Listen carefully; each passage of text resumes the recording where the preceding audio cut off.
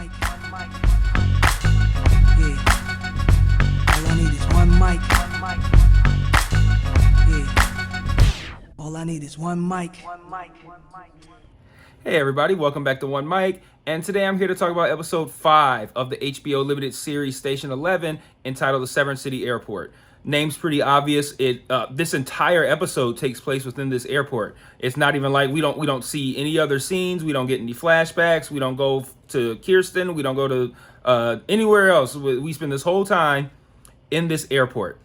And we see what is on the surface, I think, a story that initially starts out as being kind of like Clark's experience with the pandemic. But it's time for me to gloat here. Like, well.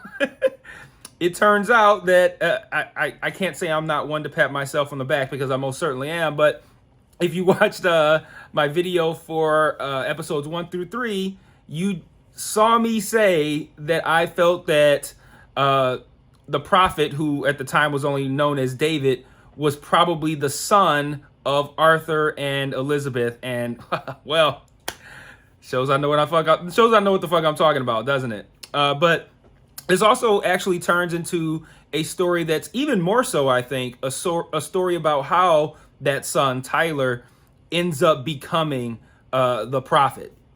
You know, there's another show. There's many shows that have explored this, but there's another show on right now that kind of deals with how people respond in tragic circumstances.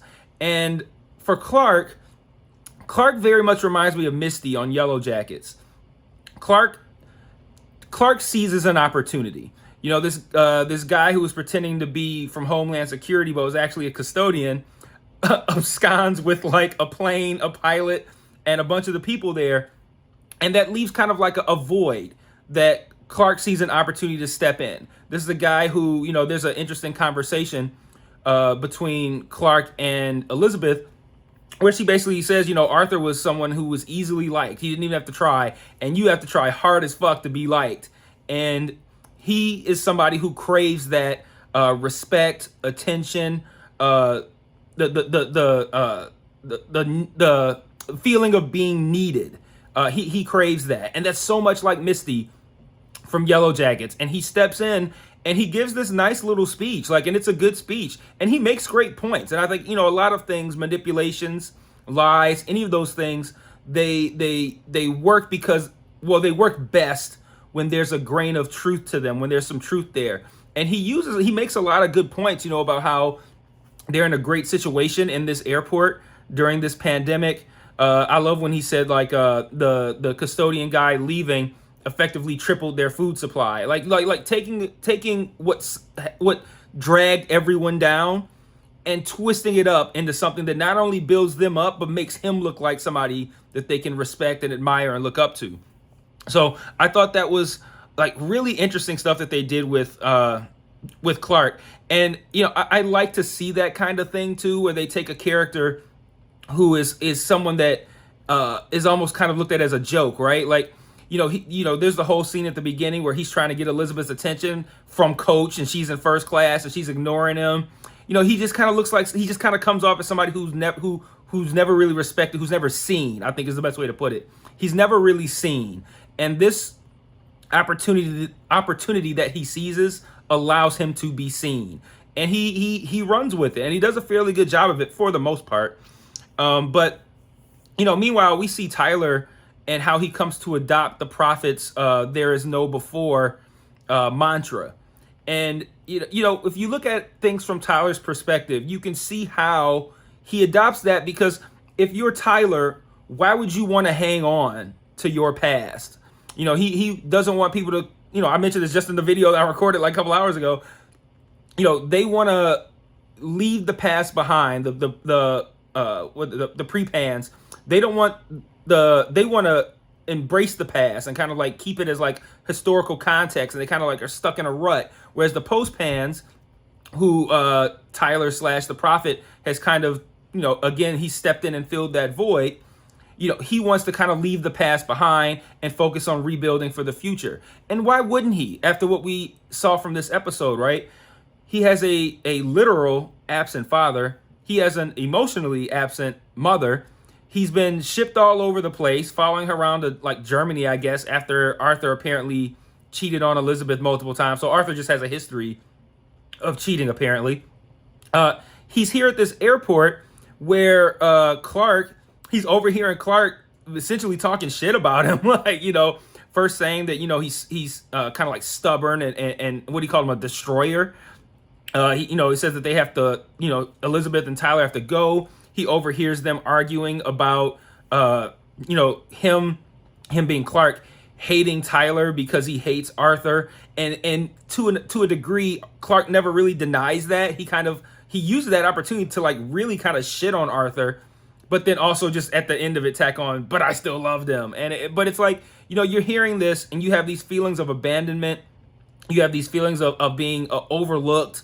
There's a really good scene where we see who is it? Elizabeth, Tyler, her agent, and her nanny out on like the tarmac of this airport, and she's like, he's off somewhere. Tyler is sitting and staring at the plane with the nanny, and Clark's like, take care, like tend to your fucking kid. And he's like, oh, she's like, oh, Tyler's fine. He's like, he's staring at an airplane full of corpses. Like, what are you talking about?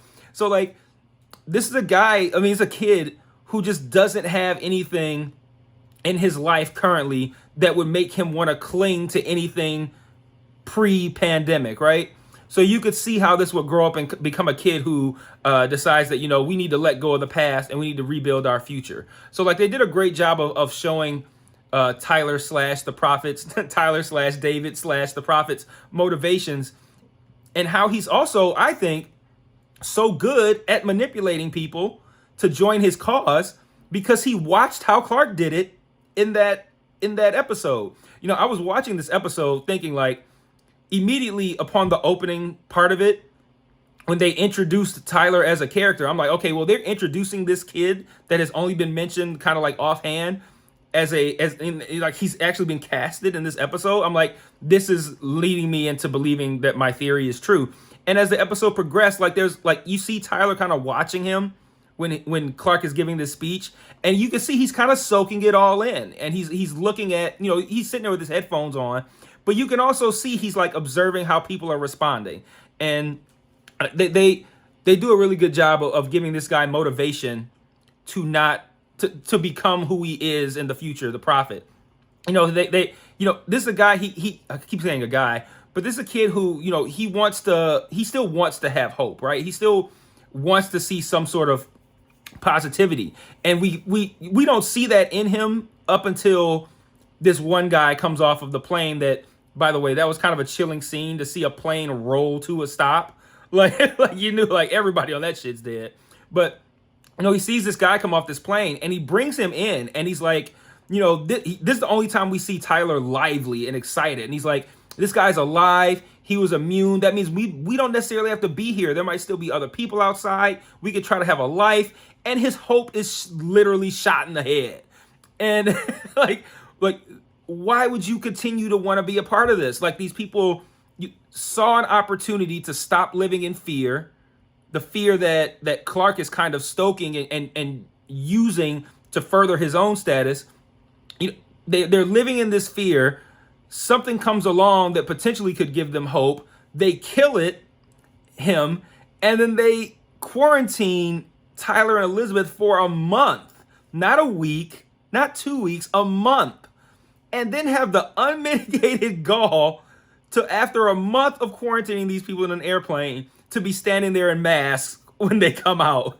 Like, again, why would this kid feel like these are people he wants to be around or people he wants to follow? So I just thought that was really great how they showed that motivation, and how they show people how your actions might change based on who you want to be in a situation where you could potentially choose to be someone else. Clark chooses to step into that void and become kind of this leader for these people, which is not who he's been up to this point. It allows him to kind of reset his life and become someone different. And we see the same thing with Tyler. He fakes his death which is some dark shit. They did some dark shit for kids. Like that's some dark shit for a kid to do. there's some dark shit in the last episode to use kids as suicide bombers. Like Tyler is Tyler is fucked, and he clearly is has been fucked since a kid, and has even like a weird hang up on kids. Apparently, he recruits them, he uses them for suicide bombers. Very cultish. But anyway, Tyler, he gets to be someone else too. He fakes his own death, and now he can be who he comes to be, the prophet. And then on a smaller scale, you got that custodian who decided he'd fake being Homeland Security, and he bails on everybody, taking the fucking soccer team, a pilot, all this kind of stuff. And you even have that guy Miles who was the security guard. He quits his job and he just kind of like becomes one of the crew. Isn't like, well, crew's a bad term when you're talking about in an airport, but one of the group. And I think this is kind of left to be something to wonder about, but it makes me wonder too if he looked at this as an opportunity to restart his life, because he kind of tries to build a relationship with Clark. I don't know if it was meant to be a sexual one, but I mean at the very least he attempts to kiss him.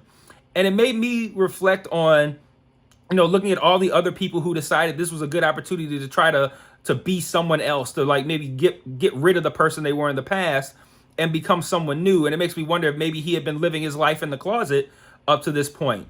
And he looked at this as an opportunity now, like, I don't have to be, like, potentially everybody I know is dead. I don't have to hide who I am anymore. I think this Clark guy is hot. I'm just going to go for it. And, it's, maybe he's been openly gay the whole time, but I like to think of it as just another example of someone who decides they want to shed their old life and become someone new. And I don't think he became gay when he saw Clark in the airport, but I feel like he was probably a guy who felt like he couldn't be open about it. Especially that's a huge stigma in the black community anyway. He probably felt like he couldn't be open about it. Everyone's dead. He's in a new situation, in a new place with all new people, and he's like, fuck it, I can be who I am. So I thought all of that was like really great stuff. And this show, I think, is continuing to get better and better as it explores how different people respond to these circumstances. And this is something that's kind of been retread, I think. We've seen how people respond to mass disappearances, like on The Leftovers. We've seen, like, if you watched Manifest, how people respond to like a weird tragedy of losing everybody and then they come back 5 years later. But what I think this show does is it shows these effects from a different light. And it's more of like a humanistic kind of thing. Like, how do you respond to this emotionally? How does it change you as a person? Not, hey, let's go fucking shoot up people like The Walking Dead. We're gonna shoot some zombies. We're gonna break into stores. We're gonna steal a bunch of food. Like that desolation. It's less about desolation and a little bit more about, I don't want to say more about life, but living, I think would be the best way to put it. So I really enjoyed this episode. I really enjoyed seeing Clark's story, Tyler's story. I really enjoyed being right as fuck. I'm always going to enjoy that, especially with giving predictions like that. When at the time I didn't really have anything to go off of other than the fact that we now knew that there was a character that seemed to have some sort of knowledge of the comic. And we saw that there was that one throwaway line where Miranda's like, well, maybe you can give this one to your other son, or whatever the case may be. So a couple of thoughts to wrap up. I thought they did a great job by using the headsets and the microphones in this episode, by starting off with the kind of like, hey, we're going to use these headsets to talk to our loved ones, and just so that way we can get these emotions out and get these feelings out. And then later, those microphones and headsets are used to kind of fuel Tyler's fuel Tyler's arson. I like it's like literal fuel and figurative fuel. He's emotionally fueled by what he hears over the headsets, and his arson is fueled with literal fuel. I like how I'm piecing this together as I'm watching the episode. It diverts to Severn City, Michigan, and I'm thinking, like, if I'm right about Tyler being the prophet, this would also explain how he ends up at the same place as the Traveling Symphony 20 years later. He's already in Michigan when he wasn't supposed to be in Michigan. He was in Germany with Elizabeth. He was supposed to be going to Chicago, and now he's in Michigan, and it makes sense. Like, it ties everything together again. And I mentioned, I think in the first video, after the first 3 episodes, how you start to see how all of these different people are connected.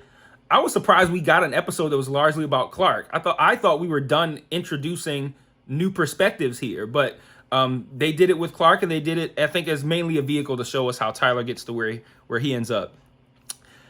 Correct me if I'm wrong in the comments, but there's a moment where Clark is texting with his, I don't know if they're boyfriend, husband, whatever, and he says something. He says, "I'm in the middle of ducking nowhere," and it's like that's a callback, right? Because didn't Jeevan have a situation where he was trying to text and his fuck kept getting autocorrected to duck? And I'm curious if I'm wrong about that. Then throw this whole thing out the window. Forget I ever said it. But if I'm right about that, I feel like I remember that, right? If that really happened, I wonder what would be the purpose of having autocorrect change fuck to duck multiple times in this series with different characters. I wonder what that's supposed to mean. And then lastly, I already mentioned this. I was gonna say I really like when she says that Tyler's okay, and he's staring at a plane full of corpses. So, again, I think another really good episode. 2 great episodes back to back. I loved what they did in episode 4. I love what they did in this one with Clark and with Tyler, and showcasing how groups of people can be impacted by a situation where you're on your own, and now people can basically change roles. Like, you can be whoever you want to be, and how people decide to maybe do something good. Like, I liked how Elizabeth tried to convince Tyler that Arthur tried to be a good father when he really hadn't. Elizabeth took this opportunity to try to become a good person. Clark took this opportunity to kind of like manipulate people so he could take charge and be respected and liked for once in his life. Tyler took this opportunity to fake his death and become a cult leader. So, and everybody handled it differently and interestingly, and I enjoyed watching how these dynamics played out. So, another great episode. I'll see you guys next week for episodes, I don't know, maybe 6 and 7, who knows? HBO Max's release schedule is wonky, but we'll see. So, till next time, peace.